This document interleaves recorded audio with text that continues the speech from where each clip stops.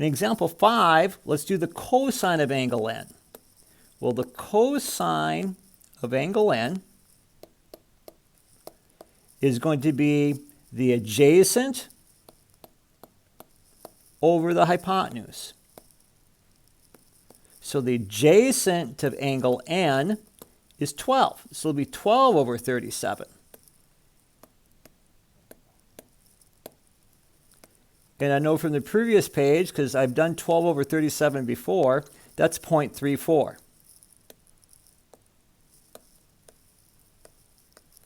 Let's find the tangent of angle n. So tangent of angle n is opposite over adjacent. So the opposite of n is 35 over 12. This one's a little different now, isn't it? This one's bigger than 1, isn't it? So if I take 35 divided by 12,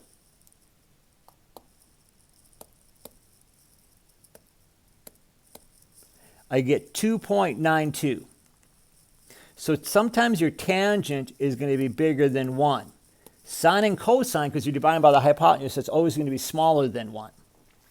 If you take a look at example 7 here, let's apply what we did in the previous lesson to this one. I want to use my special right triangles to express the cosine of 60 degrees as a fraction and as a decimal rounded to the nearest hundredth. So let's draw out our special right triangle. So we got a 30, 60, 90 triangle. Remember, in a 30, 60, 90, the short leg is x, my hypotenuse is 2x, and then my long leg is x times the square root of 3. So I'm going to do the cosine of 60 degrees, which is going to be the adjacent over the hypotenuse. So in other words, it's going to be x over 2x. Well, x over 2x reduces to 1/2. As a decimal, you don't have to round it. That's 0.5. So the exact answer of cosine of 60 degrees is 1/2.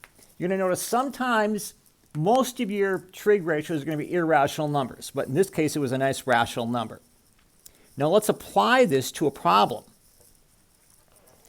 On example 8, it says a fitness trainer sets the incline on a treadmill to 7 degrees. The walking surface is 5 feet long. Approximately how many inches did the trainer raise the end of the treadmill from the floor? So let's model this with a right triangle. So I've got this right triangle here. I know I'm going to make a 7-degree angle with the ground. And I know this is 5 feet, but I want to do it in inches. So 5 feet is the same as 60 inches. And then I want to find the height it is above the ground. I want to find h. So we're going to use some problem solving here. So I look at my angle, and I look at what do I know and what do I need to know. I want to find out h, which is opposite.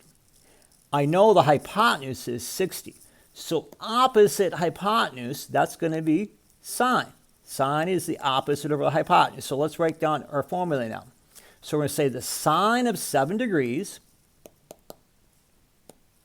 equals the opposite, which is h, over the hypotenuse, which is 60.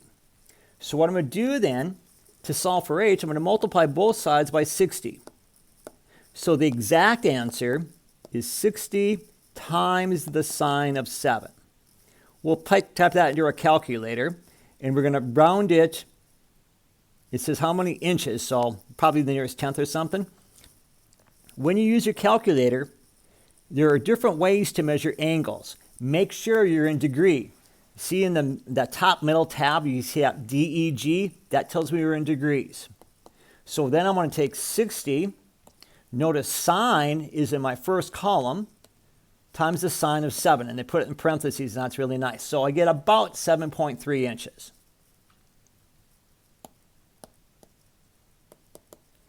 So it would be about 7.3 inches above the ground. And that's how you would do a problem like that.